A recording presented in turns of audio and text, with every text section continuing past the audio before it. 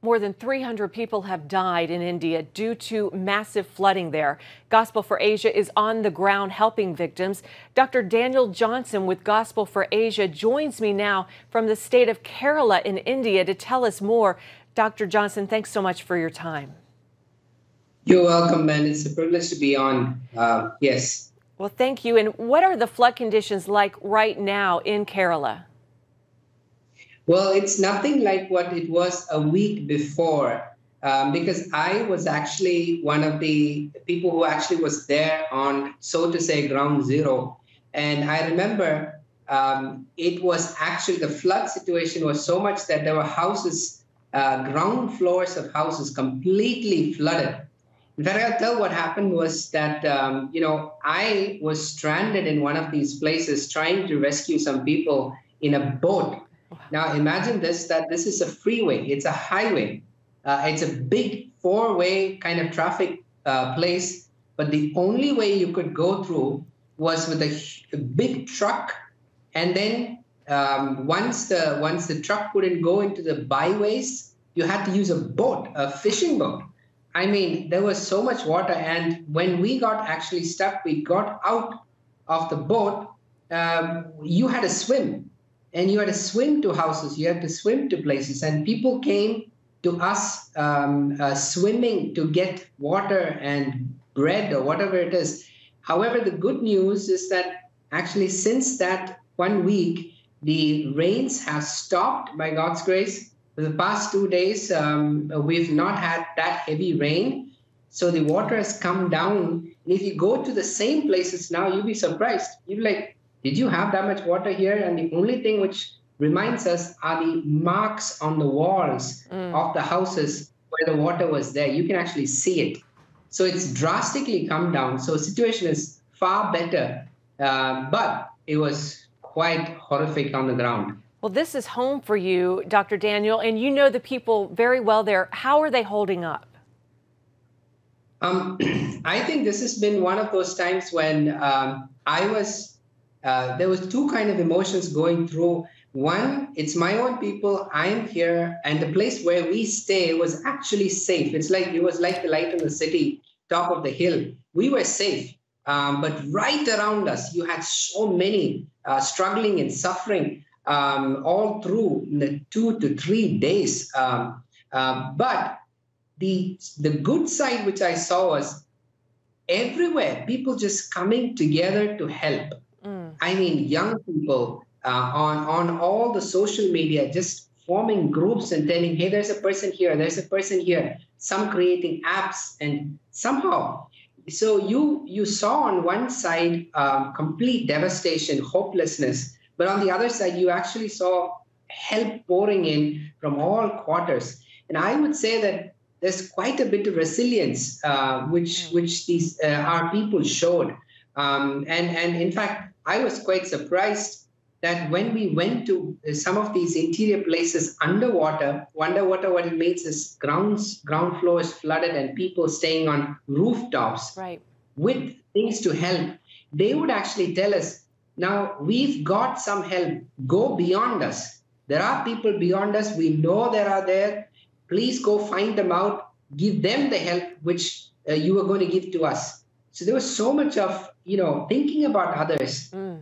How can we help? And so it's brought the whole state together, which has been an amazing thing to see, although it was complete disaster and tragedy at this time. Wow, that's incredible. Well, obviously you're seeing God at work. Tell us about that.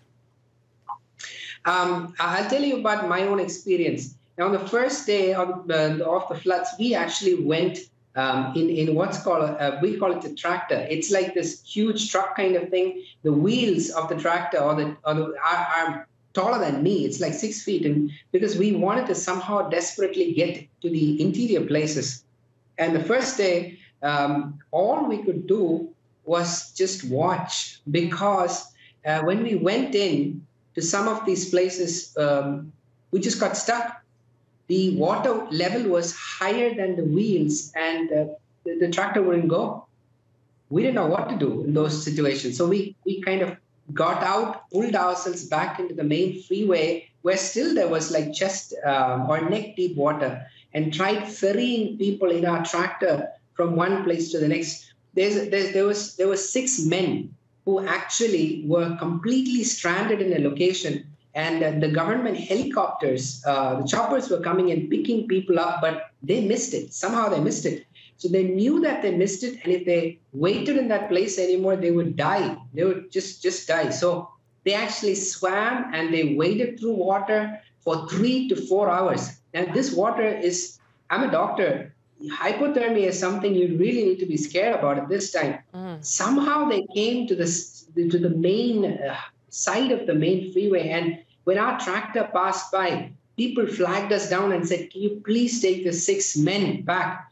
I mean, they looked healthy, big, stout people, but they were shivering, completely lost their strength. I mean, one can imagine wading and swimming through water for 3 hours with all they got was the clothes. That's it. And we put them on our tractor and pulled them back to safety and dropped them in a drier place to one of the camps. And they were like, "Father, this is just thank you so much for coming to this place." And we saw the fact that we ourselves, with the little we had, we could help. And the next day, by God's grace, GFA was about help to get some boats, fishing boats. And so I went in one of them. And so we would go and just keep going. And on the way, on both sides, you would have houses and people stranded. And our mission was not to rescue people that day. Main thing was to give them some food and some water. The idea being that rain would actually start to stop. And if there are any houses where there's no way, we would pull them back with us. So we would just go, and you would see people swimming to the side, and we would give them water, we would give them bread. You keep going, and you keep going, and you keep going. In fact, by the time we wanted to turn back, it was too dark. And the people who were with us, not the drivers of the boat, we didn't know where to go because everywhere is just water. There are no roads, and there are no walls. And thankfully, you had all those boats that were provided for you. Yes. Well, let me ask you, how can folks in the West help, Dr. Daniel?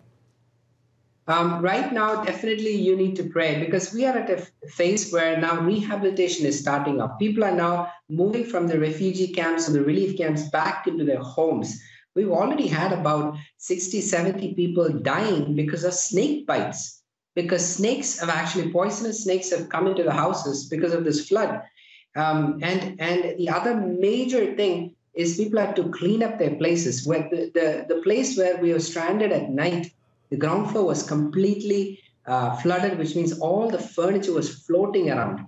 Wow. Cars lost, agricultural fields lost. If there is a small shop which they owned, everything is gone. You can actually donate to GFA. It's at gfa.org/flood. Any of those things, anything at all, we would be more than happy and grateful, because God has blessed us and we are here to help. Well, you certainly gave us an inspiring scenario of what Gospel for Asia has been doing, and also how God is at work there. And we thank you so much for your time, and we'll let you get back to work there. God bless you. Thank you so much. Thank you so much. Thank you.